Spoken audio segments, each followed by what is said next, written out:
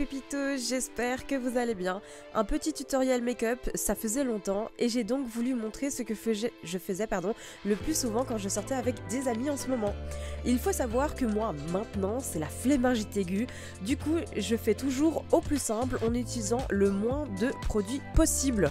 Donc c'est parti! J'ai déjà posé toutes mes bases, vous les connaissez maintenant, je ne vous les montre plus. Mais une fois que tout ça est fait, je débute toujours par mes sourcils. J'utilise mon mascara transparent de chez Catrice qui malheureusement n'est plus si transparent puisque j'utilisais ce produit à la fin de ma construction. Et quand j'ai vu que j'avais coloré mon histoire, j'ai un peu tiré une tête pas contente quoi. Donc je plaque bien et dessine la forme correctement avec mon gel à sourcils de chez Nabla.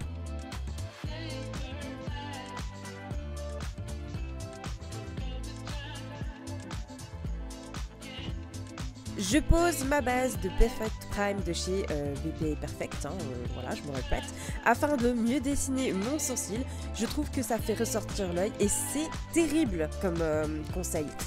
Je fais toujours ça en 2 étapes car le produit sèche rapidement, alors je l'applique sous mon sourcil et je tire la matière de manière uniforme, puis je l'applique sur toute la surface de ma paupière mobile.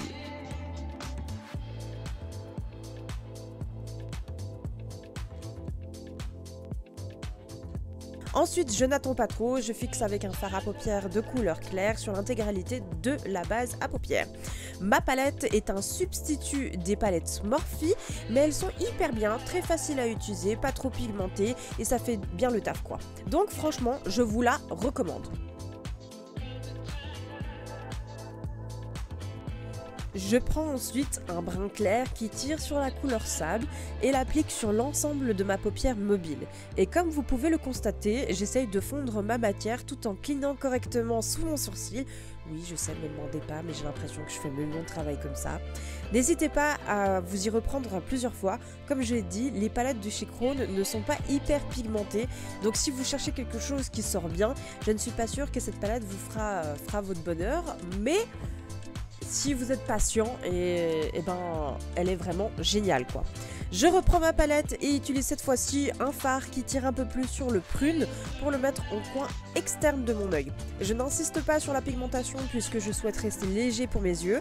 Je cligne une dernière fois sous mon sourcil et utilise mon eyeliner de chez Benefit.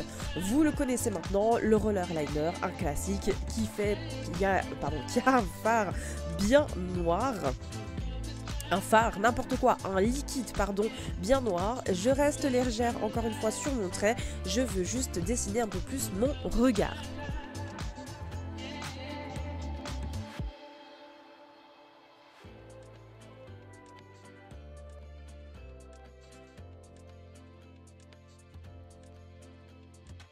On passe au teint car on finira les yeux un peu plus tard. J'utilise mon fond de teint de chez Clinique, le SPF 25, qui est un produit que j'adore.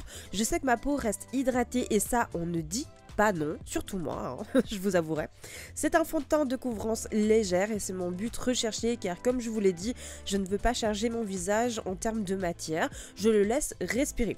Si je vois qu'il y a des zones qui ne me plaisent pas, je viens appliquer mon correcteur de chez LA Girls et vient cibler juste la zone qui mériterait plus d'uniformité, plus de couvrance, enfin bref, camoufler un peu les imperfections. J'ai aussi envie d'ajouter que mon correcteur me sert aussi d'illuminateur, c'est-à-dire qu'en fait il va mettre en évidence les traits que j'avais envie de mettre en avant. C'est-à-dire par exemple là, mon eyeliner, ma petite moustache qui malheureusement est trop foncée au niveau de ma bouche. Enfin voilà, un petit correcteur plutôt sympa quoi.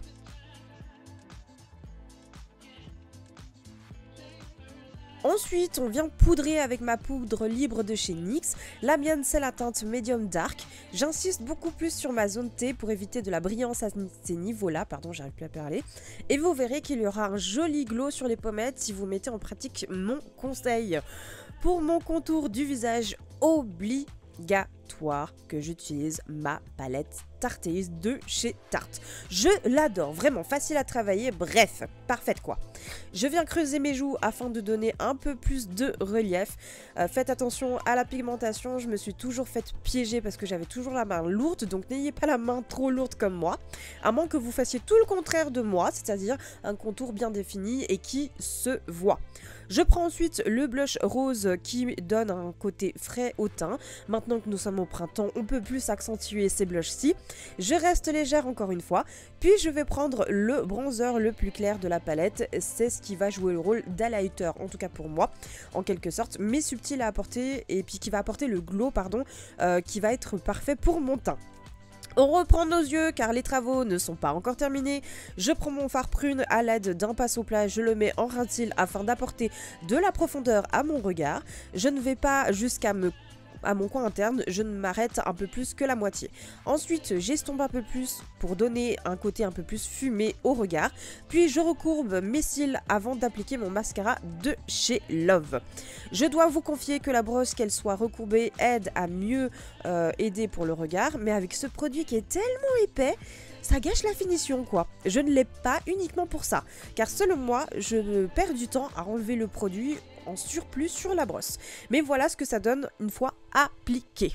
Je fixe le tout avec mon spray primer et fixateur de chez Love qui sont la Coco. Très frais, ils sont trop bons, je l'adore. La preuve, j'en ai bientôt plus.